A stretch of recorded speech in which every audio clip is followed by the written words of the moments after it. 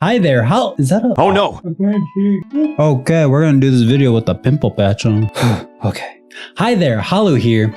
Hidden bars, modern art, and an island waiting to be explored on two wheels. This is Naoshima and Hiroshima. After exploring the vibrant streets of Osaka, my girlfriend and I are heading to a place that's close to my heart, Hiroshima. But first, we're making an unforgettable detour to Naoshima, a magical island where we'll cycle through the wonderland of modern art and stunning coastal views. By nightfall, we'll find ourselves in Hiroshima, where I'm on a nostalgic mission to track down this mysterious bar I visited nearly a decade ago. Plus, I'll take you to my favorite ramen spot in the city. It's not Ichiran, I promise. Before we dive in, just a quick heads up, I did lose some of the footage on our way to Hiroshima, so I'll briefly walk you through that part of the journey before starting the island adventure.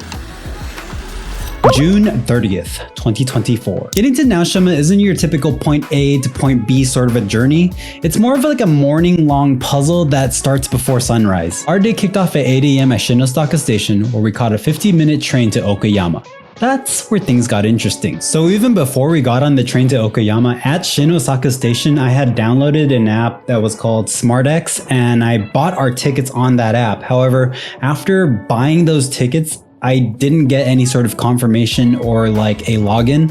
So when I went to the station and tried to use the tickets, nobody could help me. The workers there, they weren't able to help me. They said I just have to buy another ticket. Yeah, so don't even bother reserving train tickets ahead of time. If you have a train in mind, go to this station ahead of time, maybe like an hour, 30 minutes before, buy some food, get ready for that train, buy the ticket, and just head out, because reserving is just another hassle you don't want to go through. Okay, so at Yokohama, we had our first decision. We either rush for the 8:55 AM train to Toy Kingdom, or we wait until like 9:54 to catch a train or a bus to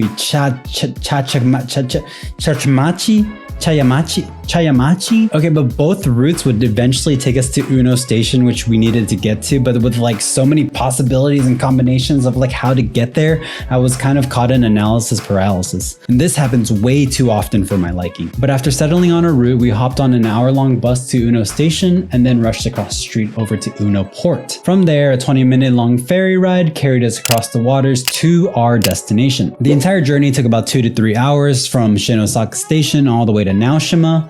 But this is when our adventure just begun. So right at the port exit, you'll find several rental shops where you can grab some wheels. We opted for the electric bikes at 1,500 yen each. That's roughly around $20 US. With our transportation sorted, we were ready to set off and discover what this artistic haven had in store for us.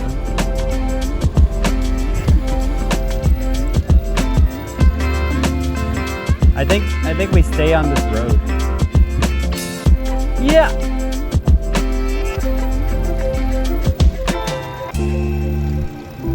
Let's go. Careful here.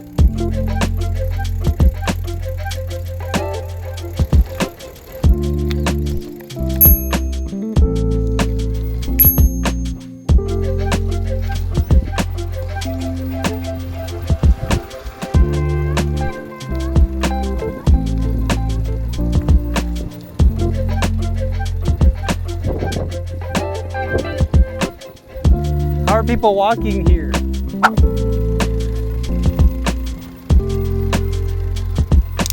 That sucks.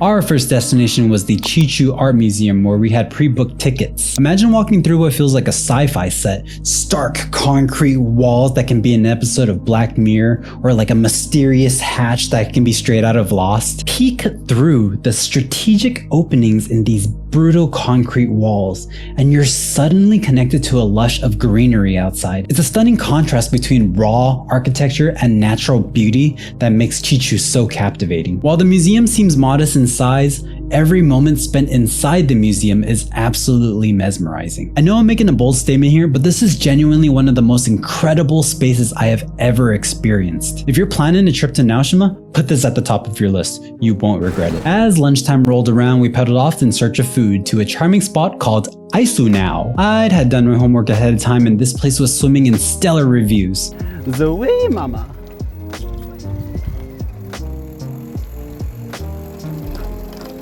Slow down, baby. Mario Kart's dangerous as hell.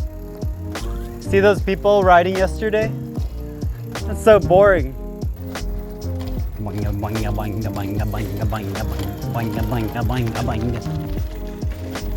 Record us. Record us. Record us. Record us. Record us. Record us. There's something here. It's a big trash can. It's a big trash can. On our way there, we stumbled upon this massive quirky trash bin art installation.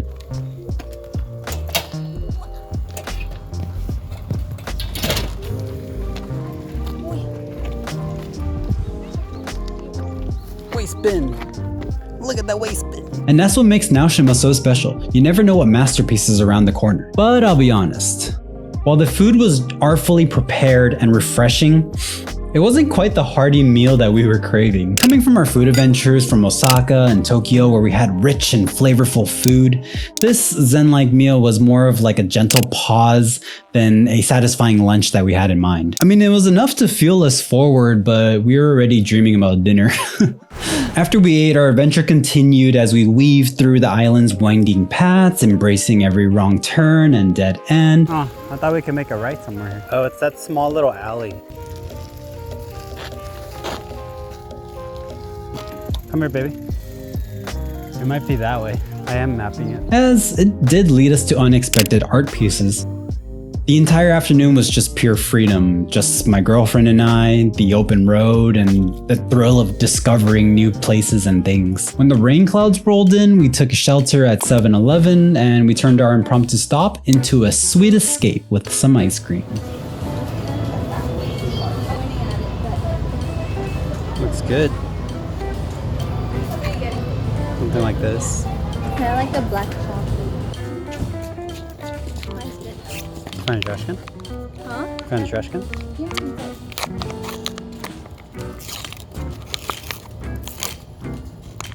Yeah.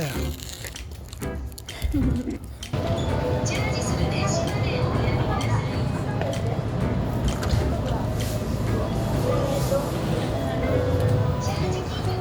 Oh, you're still recording.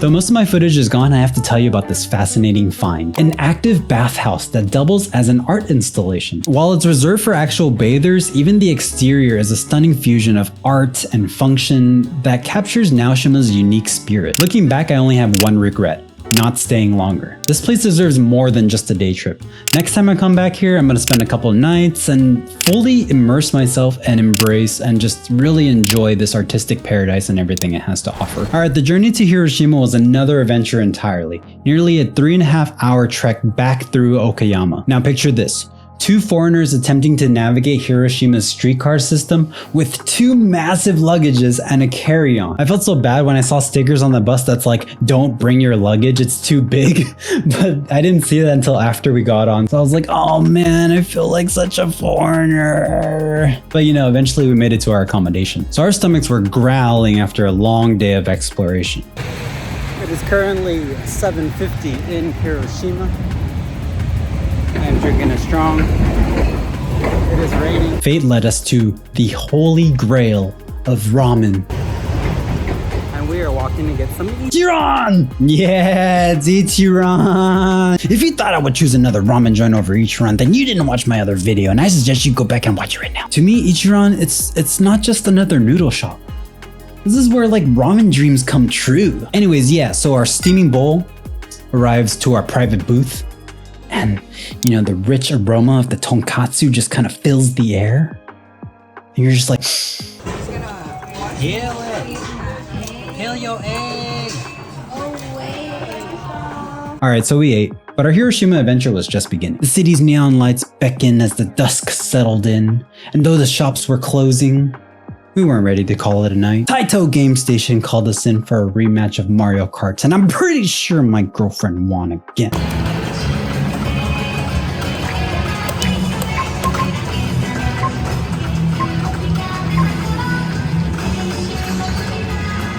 Then we played some hoops and my girlfriend whooped my butt. I thought I was doing really good.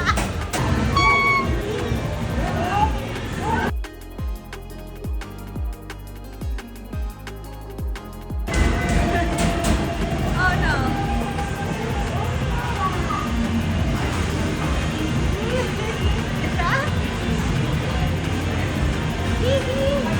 But the night's crown jewel awaited us at Koba Hiroshima. This hidden gem of a bar turned out to be more than just a watering hole. It was a living guest book of global adventures. The walls told us stories through countless notes from fellow travelers, each message a snapshot of unforgettable nights that were spent here. Behind the counter, our bartender wasn't just mixing drinks, he was crafting experiences, greeting us with infectious enthusiasm and genuine curiosity about our adventure. We had a couple drinks at this lovely bar and called it a night.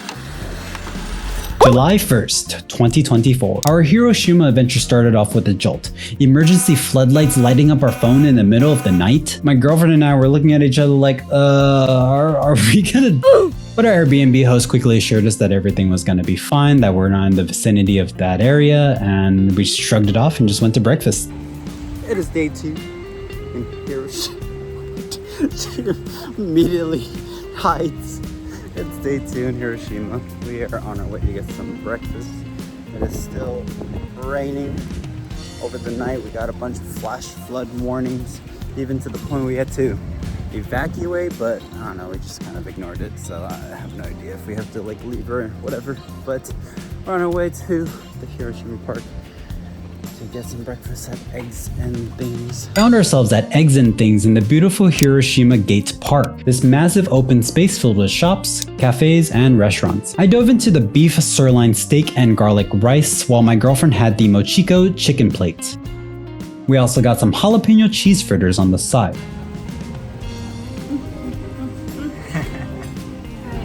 This totally brought back memories from our Hawaii trip earlier this year. We're back in Hawaii.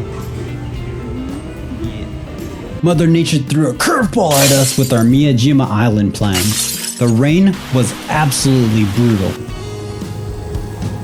Every train we hopped on led us nowhere, and we kept getting stuck in the downpour. Even our backup plan, the JR trains from Hiroshima Station, was shut down due to the weather.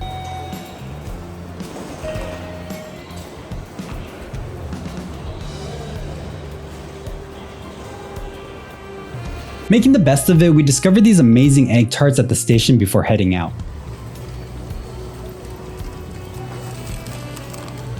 Wow, it really has a peach in it. Watch me drop it though. Take a bite too. Right back away.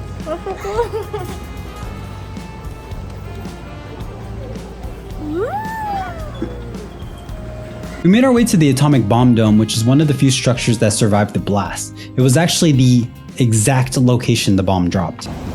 So we didn't make it to Miyajima. JR lines were closed. Got pretty lost using the streetcars. It just kind of took us in circles, so we didn't end up going. And so now we are headed to the Hiroshima Peace Memorial Site. You can see it right over there.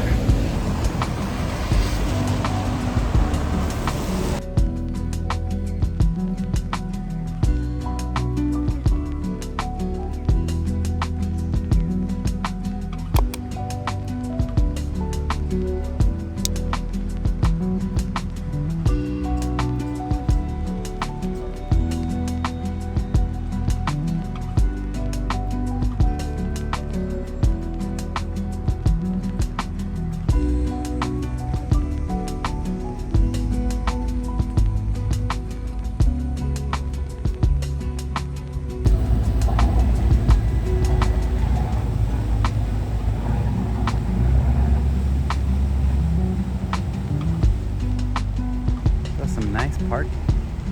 After that, we went to the Peace Memorial Museum, which hit pretty hard. I deliberately kept my camera off out of respect. The exhibits about the bombing, the survivors, the aftermath were pretty hard to witness, but they really put the city's history into your perspective. It's like people like us, we have the privilege to explore and travel to these cities freely with deep and dark history. I think we owe it to the locals there and the people who live there to just understand what has gone through here, and just out of a sign of respect to the land itself, to know what happened in that place. So after walking around some time, when hunger struck again, I had to try McDonald's Japan's exclusive shrimp fillet and salt lychee mixshake. Open up the boiga. Wow, shrimp cut.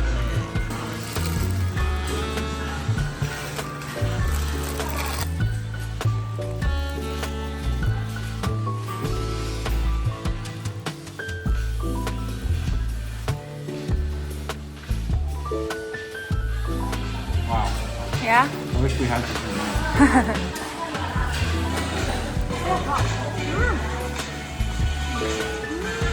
That shrimp fillet? Insanely good. We need this back at home. While exploring the shops, my girlfriend spoiled me with a brand new pair of shoes. Thank you, baby. My feet were hurting like crazy that day. For dinner, we found Fumi-chan Nagrekawa.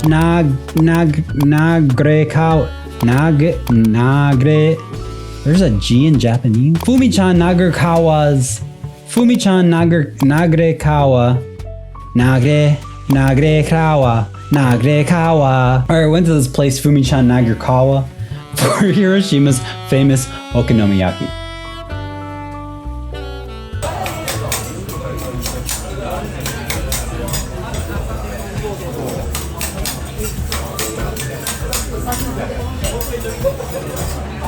Trust me, okonomiyaki is only good in Hiroshima. I have tried it other places. It's completely terrible. Only eat okonomiyaki in Hiroshima.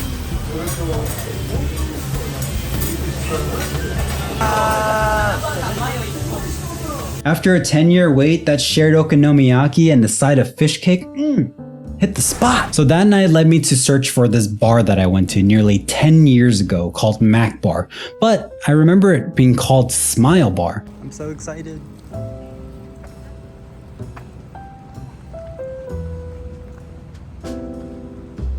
Yuri and Mac, the couple who owned it, were these incredible hosts back then. I don't exactly remember the conversations, but I just know that it was such a fun night. We were all just really drunk and talking about our travels and talking about music and talking about life in general. Like these nights where I meet people, I'm out alone in a different country, are always...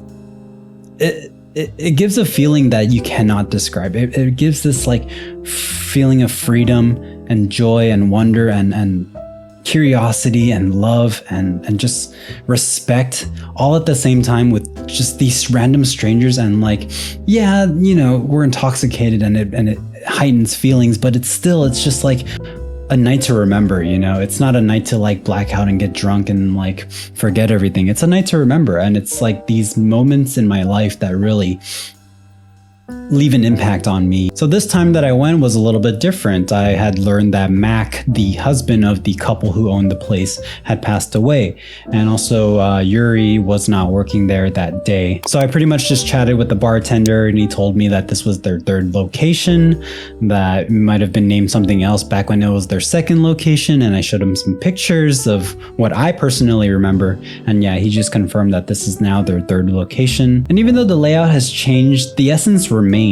Old school rock music, walls of CDs and vinyls, and messages covering every surface. It's not exactly what I hoped for from the night, but still worth experiencing the legacy of that place. Despite the rain and changed plans, Hiroshima showed us some of the best memories come from unexpected detours. From flood alerts and arcade battles with my girlfriend to rediscovering places from my past. This city never fails to amaze me, even after 10 years later. This is why Hiroshima is one of my favorite places in Japan. Next up, we're headed south to Fukuoka, where steaming bowls of Hakata ramen, bustling yatai food stalls, and the famous Canal City await. As always, thank you for watching. I appreciate you for tuning in. Turn on notifications to make sure you don't miss out on the next adventure. Halu at you later.